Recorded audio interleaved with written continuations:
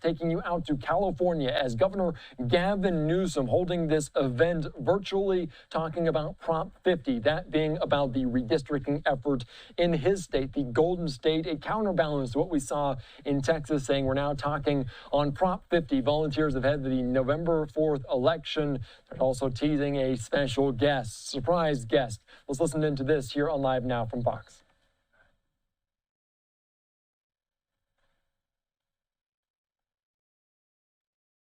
Place. We're seeing some pretty extraordinary numbers of early votes that have already been cast, people sending back in their mail-in ballots. But I'll just end on this by reminding you how precious this moment is and why we can't run the 90-yard dash and why we're all here together.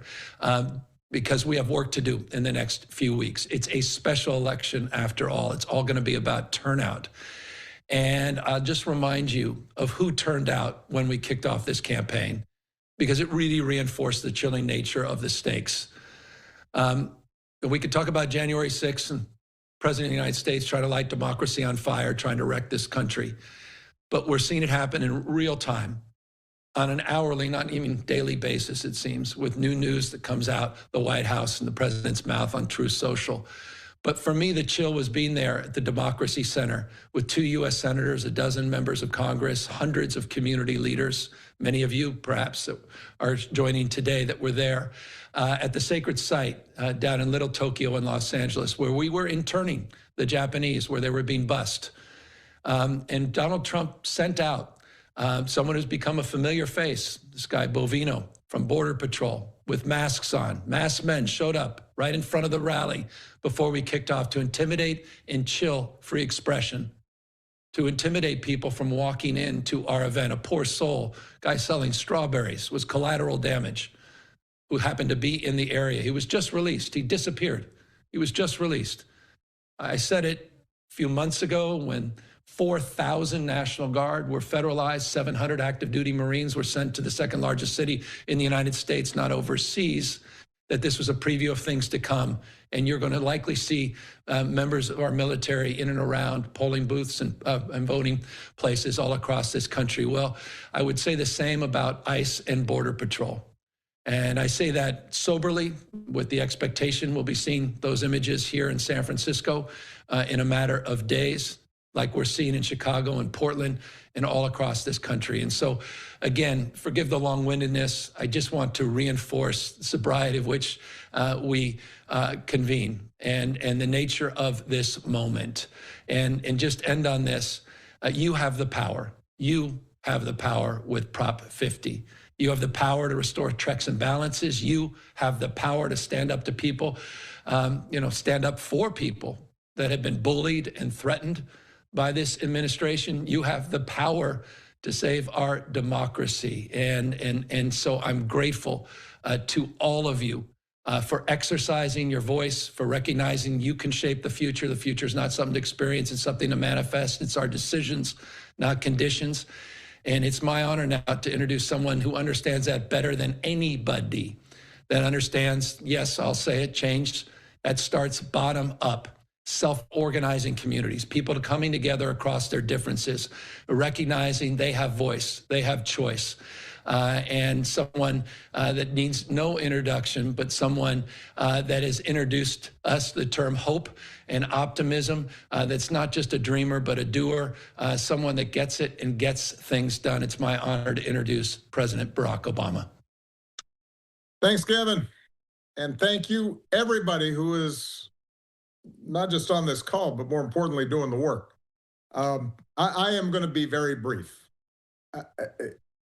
As Gavin mentioned, a lot of us do not believe that politicians should choose their voters. They believe the voters should choose who's going to represent them. That's the meaning of democracy. That's the foundation of our self-governance. The problem that we are seeing right now is that our current president and his administration is explicitly saying that we want to change the rules of the game midstream in order to insulate ourselves from the people's judgment. They want to change around the maps, not the way it's always been done every 10 years after a census. They want to do it before any election in which they're worried they might lose. They want to tinker around with it to see if they can give themselves an advantage.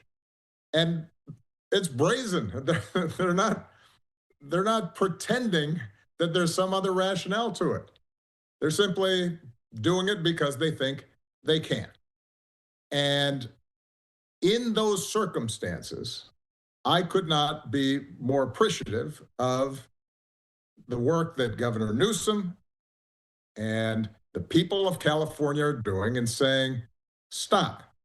This is not how American democracy is supposed to operate. And that's what Prop 50 is about.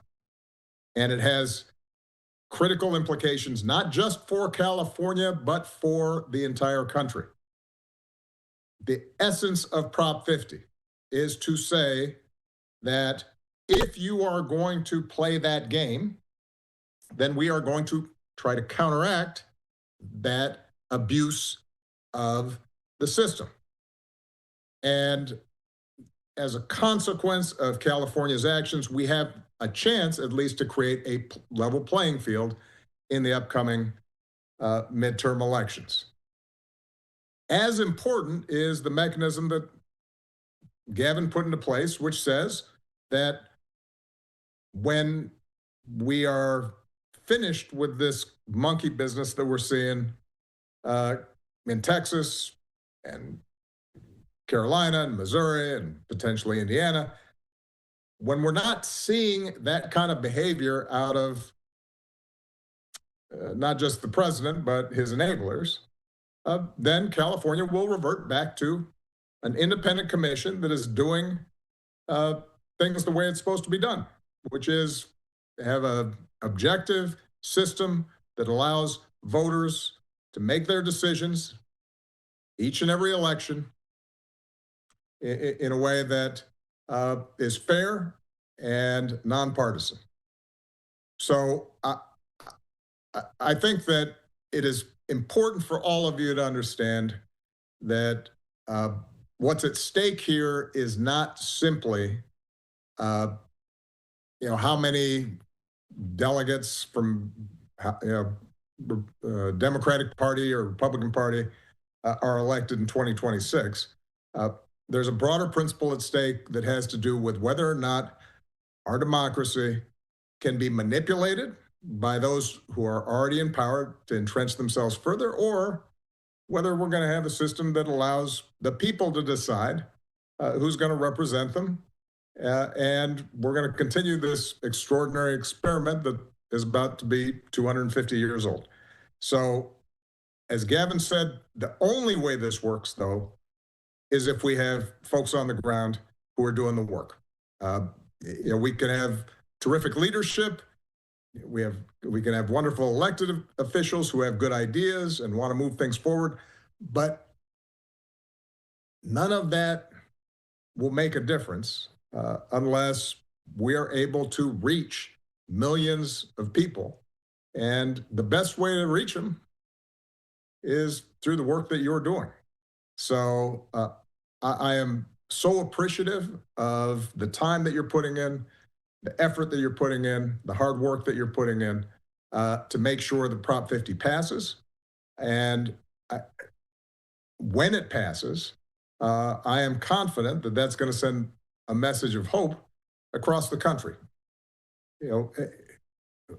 Gavin mentioned the tendency, not just of Democrats, but I think right-thinking people generally, to maybe lose heart sometimes and to start feeling as if there's so much craziness going on a day-to-day basis that you don't know what to do about it. When a few people stand up for what's right, that emboldens others. The work you're doing is going to make others feel like, hey, we can do something too. We can have an impact. we can push back against things that aren't right and aren't fair. And so part of what you're doing right now is not just helping to get Prop 50 passed. You're also helping to embolden and encourage people across the country who maybe have been a little discouraged, but know that democracy is worth fighting for.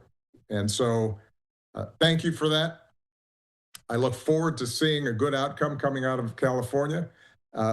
And I hope that all of you are having an experience that will carry over beyond just getting this measure passed. A lot of you, I'm sure, are already doing amazing things in your own communities. You're already having an impact on a whole range of issues. This is the kind of victory that when we win, I think can help us build momentum and start turning not just California, but the entire country in a better direction. So good job, people. And good job, Governor Newsom, for the outstanding work that you've done and the leadership you've shown in making all this happen. I appreciate it, Mr. President. I know we all do, and we appreciate seeing you up on our screens every hour of every day as our closing messenger on this campaign. But I think the message you just sent, this notion that we're the antidote to our own fear, our anxiety, our own cynicism. The fact that people are showing up, haven't given into that, should distill us with a sense of well-being. But as long as we finish the job, and so to everybody here, I hope you can stick around just a few extra minutes. And all right, just listening in there, Gavin Newsom, California governor, joined by former President Barack Obama, talking about their effort, Prop 50, or redistricting, and just interesting how different it is to what happened in Texas.